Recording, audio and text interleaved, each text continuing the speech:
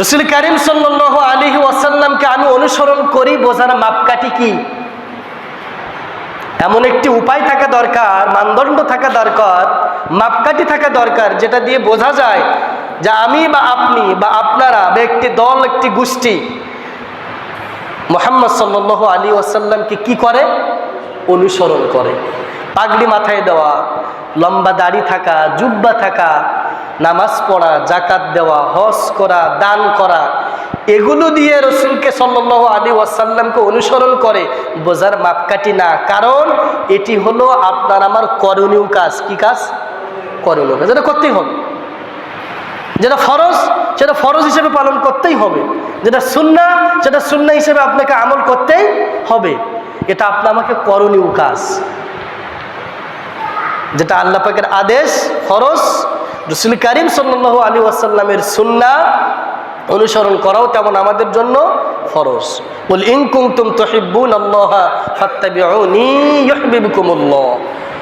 আমাকে অনুসরণ করতে হলে আগে আমার রাসূলকে করো, যদি করো ওয়াগফির লাকুম যুনুবাকুম আল্লাহু গফুরুর রহিম, তাহলে আমি তোমার জীবনের সমস্ত গুনাহগুলি মাফ করে দেব। সুবহান। কোন ব্যক্তির ক্ষেত্রে বলিনি, শুধু কার কথা বলেছেন? মুহাম্মদ সাল্লাল্লাহু আলাইহি ওয়াসাল্লামের কথা বলেছেন। তাকে অনুসরণ করলেই জীবনের গুনাহ মাফ হয়। অন্য কোনো ব্যক্তির আদর্শ, অন্য কোনো ব্যক্তিকে অনুসরণ করলে, অনুকরণ করলে লাভ, নেকি, সওয়াব, পুণ্য, গুনাহ মাফ হবে না, সহজ হিসাব। অতএব তাকেই অনুসরণ করতে হবে, এটাই হলো ফরজ। যেটাকে যেভাবে তিনি গুরুত্ব দিয়েছেন সেই আমল সেইভাবে গুরুত্ব দিয়ে আমাদেরকে পালন করতে হবে। ঠিক কিনা বলেন? সম্মানিত মুসলিম কেন তাহলে অনুসরণ করি বোঝার মাপকাঠি আপনাদের সামনে বলছিলাম, সেটি হলো বাধা আসা। কি আসা? এক কথায় আমি রসুলকে অনুসরণ করি বোঝার মাপকাঠি হলো বিরোধী পক্ষ থেকে কায়েমি স্বার্থবাদী ব্যক্তি বা দল থেকে আমার উপরে কি আসা লাগবে? বাধা। যদি আমার উপরে কায়েমি স্বার্থবাদী ব্যক্তি বা দল, ওই সমাজ বা রাষ্ট্র থেকে যদি আমার উপরে বাধা আসে, তাহলে আমি মনে করবো আমি রসুলকে কি করছি? অনুসরণ করি। যতক্ষণ আমার উপরে আমার পরিবার থেকে, আমার সমাজ থেকে, আমার রাষ্ট্র থেকে, কায়েমি স্বার্থবাদী থেকে এবং ইসলামিক ভ্রান্ত কিছু দল থেকে, অনইসলামিক শক্তি, রাজনৈতিক শক্তি থেকে, অনইসলামিক সাংস্কৃতিক শক্তি থেকে, অনইসলামিক অর্থনৈতিক শক্তি থেকে, এই চারটি শক্তি থেকে যতক্ষণ না আপনার আমার উপরে বাধা না আসবে, ততক্ষণ পর্যন্ত আমি রসুলকে অনুসরণ করছি না, অনুসরণ হচ্ছে না। আর যখনই বাধা আসবে মনে করতে হবে ওই ব্যক্তি, ওই দল হুবহু রসুলকে অনুসরণ করছে, তার কারণ তার উপরে বাধা আসছে। কি আছে? বাধা। রাসূল কারীম সাল্লাল্লাহু আলাইহি ওয়াসাল্লাম যখন কালেমার দাওয়াত দিলেন, প্রথম বাধা কারা দিলেন? মদিনার মানুষ না তার পরিবার? তার আপন চাচা, আপন চাচা। ঠিক তদ্রূপ আমি যদি রসুলকে অনুসরণ করি, আপনার পরিবার থেকে আপনাকে বাধা আসতেই হবে, মাস্ট। এখন আপনি কি ধর্ম পালন করেন যে আপনার পরিবার থেকে বাধা আসে না? অতএব আপনি যদি রসুলকে অনুসরণ করেন, আপনার পরিবার থেকে বাধা আসা লাগবে, সমাজ থেকে বাধা আসা লাগবে, ব্যক্তি, পরিবার, রাষ্ট্র, সমাজ সকল দিক থেকে আপনার উপরে বাধা আসতে হবে। আর যখনই আসবে তখন আমি মনে করবো আমি রসুলকে কি করি? অনুসরণ করি। এটাই হলো মাপকাঠি, বাধা আসা। অতএব দাড়ি, টুপি, পাগড়ি, নামাজ, রোজা, হজ, যাকাত এটা আমল করলে বাধা আসে না। কারণ রাসূল কারীম সাল্লাল্লাহু আলাইহি ওয়াসাল্লাম সকল নবী রাসূল নামাজ পড়ার কারণে তাদের উপরে বাধা আসেনি। কি পড়ার কারণে? নামাজ, দান, সাদকা, ভালো কাজ, মসজিদ তৈরি করার কারণে তাদের উপরে বাধা আসেনি। তাদের উপরে বাধা কখন এসেছে?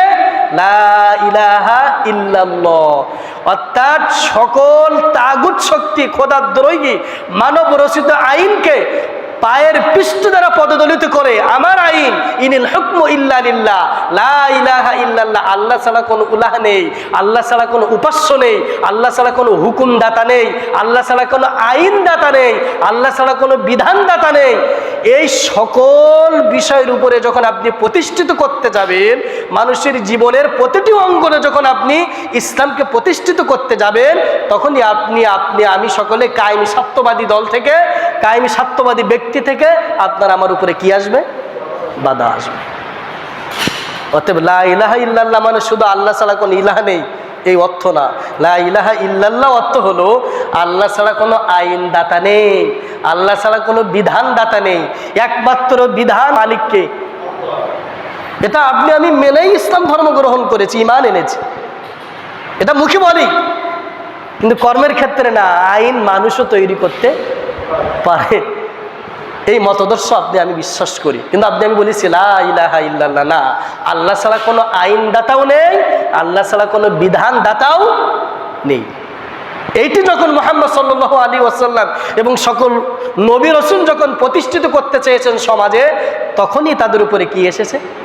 ঠিক তদ্রূপ আপনি আমি যখন বলবো যে জমিন যার আইন চলবে তার, দুনিয়ার সকল মানব রচিত আইন দিয়ে দেশ সমাজ রাষ্ট্র ব্যক্তি পরিবার চলবে না, একজন সত্তার আইন বিধান মেনে দেশ সমাজ ব্যক্তি রাষ্ট্র পরিচালনা হবে, তিনি হলো আল্লাহ। এটা যখন আপনি আমি বলবো, তখন আপনার পরিবার থেকে বাধা আসবে, সমাজ থেকে বাধা আসবে, রাষ্ট্র থেকে। আর বাধার আসার ধরন হলো আপনাকে ঘর ছাড়া, বাড়ি ছাড়া, জেল, জুলুম, অত্যাচার, নির্যাতন, ফাঁসির কাস্টে, নাগরিকত্ব বাতিল করে দেওয়া, দল হিসাবে আপনাকে নাগরিকত্ব থাকবে না, ওটা বন্ধ করে দেওয়া হবে। সকল রকমের ষড়যন্ত্র তারা বিভিন্নভাবে তারা করবে। এটা যখন হবে তখন মনে করতে হবে ওই ব্যক্তি ওই দল হুবহু রাসূলকে কি করে? অনুসরণ।